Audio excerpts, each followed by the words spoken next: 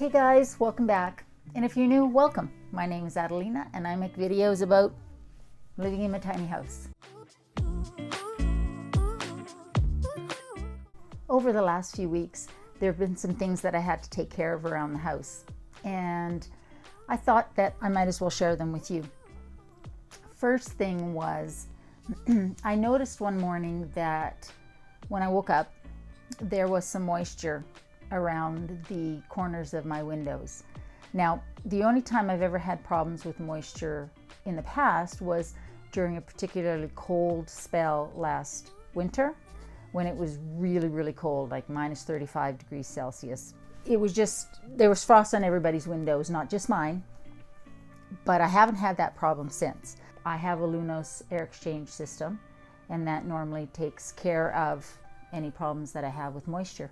So obviously, with condensation on the windows, that meant that the air exchange system wasn't working efficiently. And I needed to take care of that because, as you know, moisture and humidity in a tiny house is really one of your biggest enemies. So when I pulled cover off of the unit in the bedroom, I noticed that there was this label that was folded behind it and was actually resting on the filter. And the label says, "To the installer, this note is to be visible to the end user after installation and shouldn't be concealed by the interior cover." Well, it was. And in fact, it was covering a substantial amount of the filter where the air comes in and out of the home. That was a problem. And then when I turn around, so it basically says, "Dear customer, please pay attention and don't restrict the airflow in and out of your ventilation system." Now, these are both tucked behind the covers, the one here and the one in the bedroom, and were obviously obstructing the airflow. And it had never occurred to me to pull those covers off and look before until I started having a problem with that condensation. So I take responsibility for that. I should have known better. I should have paid more attention. I should have read the user manual, but I should have pulled those covers off and had a look. So when I pulled the cover off, I saw that the filter was really quite dirty. There's a brand new residential and commercial development going in just at the edge of the park here. And there's a lot of dust that gets kicked up by that. And I also live up on a hill, which is really quite windy. And so I get a lot of dust blowing my direction. So obviously, because the system is pulling air in as well as pushing air out, there was a lot of dust coming through there and being caught by that filter. And then the label was covering up some of it as well, which was going to lead to a problem. And I should have paid more attention to that. So I tore those labels off, and I pulled the filters out and I gave them a good wash, and now it's working perfectly. I have not had any problems with humidity and moisture around the windows. It's just another reason to read your instruction manuals for all the systems in your house to be sure that you're maintaining them properly. So lesson learned, I will not make that mistake again. I'm going to do a whole video on the Lunos, just why they're important, how they work, and how to maintain them, and also on the little control display, what each of those buttons mean, because I have learned a lot in this last week that I thought I would share with you so you don't have to make the same mistakes that I made. It's actually really nice out right now. We've had a week of beautiful weather. It's been +7, +8 degrees Celsius here, which has been lovely. And the snow has pretty much melted. There's still a little bit on the ground, a little bit of ice, but it hasn't been cold. And that's important in this next story, because I noticed one day as I was sitting at my desk working that the furnace wasn't turning off. I thought, well, that's odd. It's definitely warm in here, because I take it down fairly cool at night. I like to sleep when it's nice and cool. And then I turn it up when I wake up in the morning, and it had been fine up until that point. And then all of a sudden I'm sitting there working and the furnace is running and it's getting warm and it's not turning off. So I walk over to the thermostat to press the button and the display is dead. Can't see anything. I can't turn the furnace up or down. I can't adjust the temperature at all. This has happened once before, and when I pulled the display cover off, there are batteries in there that control the display. And I've replaced the batteries, and it worked fine after that. So I thought, well, that's odd. It's only been, what, a month and a half since I've done that, but I replaced the batteries again. That did not work. That thermostat was not working. Now, I could turn the furnace off if I switched the furnace off. So it wasn't a problem with the furnace. I knew it was a problem with the thermostat. The good news is that they're not expensive to replace, and it wasn't freezing cold out. I didn't know how bad the problem was. I didn't know how hard it was going to be to replace the thermostat. And I wasn't sure I could do it myself. I'd never really tried to replace the thermostat. First thing I did was text a couple of friends saying, hey, do you know anybody who could come and replace my thermostat? And I did have a friend who said, yeah, he would be able to come and do it. But then I started thinking, well, how hard could this be, right? I mean, you can learn to do anything if you just do a little research on YouTube, which is exactly what I did. I went down to Home Depot and bought myself a thermostat, a nice simple one. I don't need a complicated thermostat. I have enough things to try and figure out in my life. I don't need to try and figure out how to program a thermostat. I brought it home, and the back of that one looked a little different than the one that was on my wall. The residential thermostats have multiple colors of wires, yellow, blue, red, green, I think, and a black and a white one of which is a ground. A RV furnace, which is what I have a Dometic RV forced air furnace, they don't have the same type of wiring. So I had a black wire and a white wire, and that was it.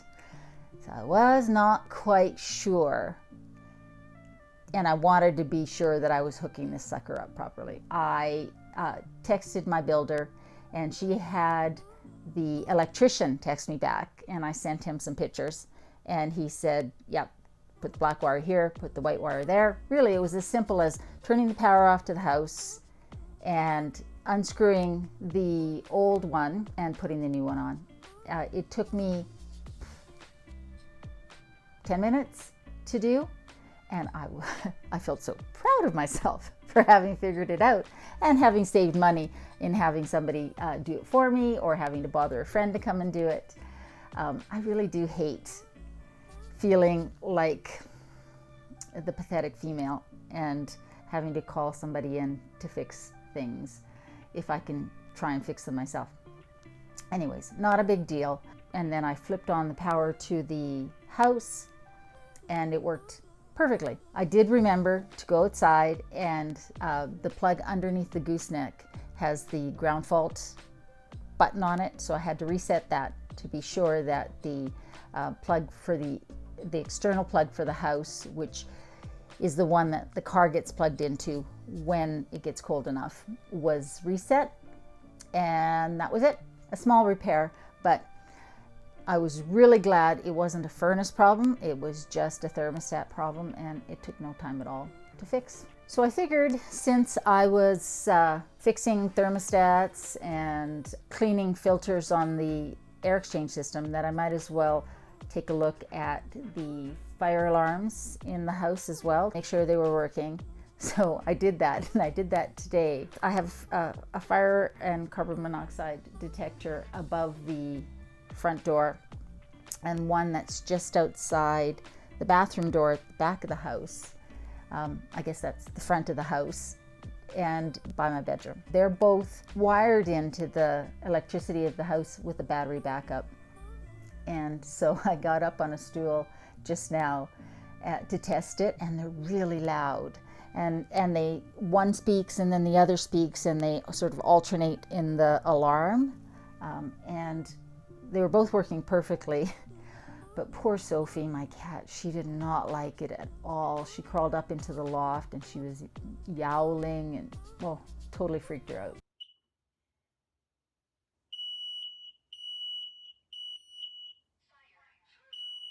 But what I decided to do was replace the batteries in both of them as well. They've only been up there a year. I doubt very much that the batteries are, not working. But once a year, I always replace the batteries in my smoke detectors. I just think that that's prudent, so I decided to do that as well. And now I don't have to worry about that for another year. The last thing that I did was some touch-up painting on my door. When a house is moved and the door is locked, obviously there's some shifting. And on the trip, that knob got a little loose and it ended up sort of scraping the paint a little bit on either side of the doorknob. I did tighten it, but I never did touch up the paint. And it was scuffed on the inside and the outside of the door. And because the door is such a dark color, it was really obvious because the primer underneath was white. So this morning, I just drove over to Benjamin Moore and picked up some of the paint. In case you're wondering about the color is Sundried Tomato, and I'll put that down in the description below. But it's a beautiful color and I really love it. It's just the perfect color of red for a front door. So I did a little touch up, and that's really the last thing that I wanted to do sort of maintenance wise before it got really cold out. Even though it's exterior paint, you can't paint if it gets below 0. So I just wanted to get that done while we were enjoying this nice weather, because I hear by the end of next week we'll be back into typical Calgary weather. It's supposed to snow again, which is going to be nice for Christmas. But anyways, so over the last few weeks, I've just done some maintenance around the house, taking care of the Lunos. That's something I won't forget again. And again, I really should have known better. I should have taken a look at those things, especially because it's been so dusty around here because of the new construction. So I'll make sure to do that a couple times a year. I think I'm done. I think I can relax now. I haven't been feeling that well today. Just a little dizzy and nauseous. I'm gonna sign off and drink my tea, and then I'm gonna make myself something really simple for dinner, and then maybe binge watch some more Schitt's Creek, which is really an awesome show. If you haven't watched it, it's Canadian, and the actors are amazing, and it's the perfect show to binge watch when you're not feeling well and all you want to do is curl up on your couch with your kitty cat on your lap. If I could ask you a favor, again, I noticed that over 90% of the people that view my videos are not subscribers, and it would be so awesome if you would consider subscribing. It helps the channel out. It lets YouTube know that the content is of value, and therefore it recommends it to more people that are interested in tiny houses and tiny house living. I would love to have you part of my family and part of the community. So thanks for watching, and I will see you next week. And so, shit.